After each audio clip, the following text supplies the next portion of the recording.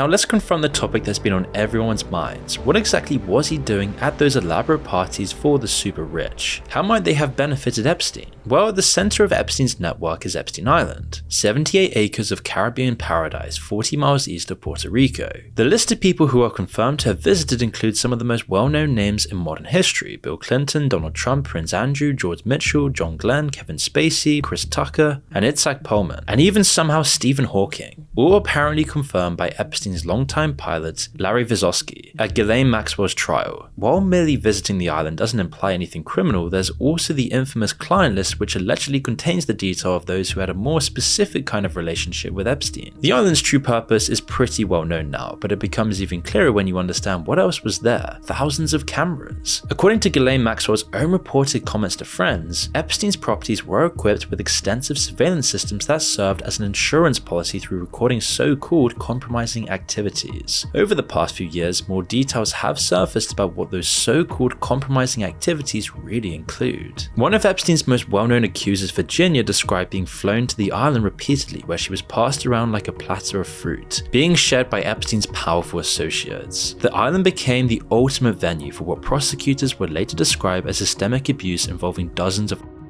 women. But the island was just one stage in a larger theater of dark psychological intimidation. The Manhattan townhouse Epstein received from Wexner shows a more surreal side to Epstein's operations. The New York Times published photos from inside that looked like something from a fever dream, with framed prosthetic eyeballs lined in the entryway, a grotesque welcoming committee for visitors watching everyone who entered, a sculpture of a woman in a wedding dress clinging to a rope dangled from the ceiling like a warning, paintings of Bill Clinton in a dress shown to everyone. Lining the walls were photos of Epstein with some of the most powerful people on the planet: Pope John Paul II, Fidel Castro, Elon Musk, Mick Jagger, Donald Trump with a young Melania, Bill Clinton, a framed dollar bill signed by Bill Gates with "I was wrong" scrawled across George Washington's face. Bookshelves displayed a first edition copy of an infamous novel about a middle-aged man's obsession with a girl. But the key of all was that painting we spoke about earlier. Right in the main entrance, a large oil painting of former President Bill Clinton lounging in the Oval Office wearing this blue dress and red heels.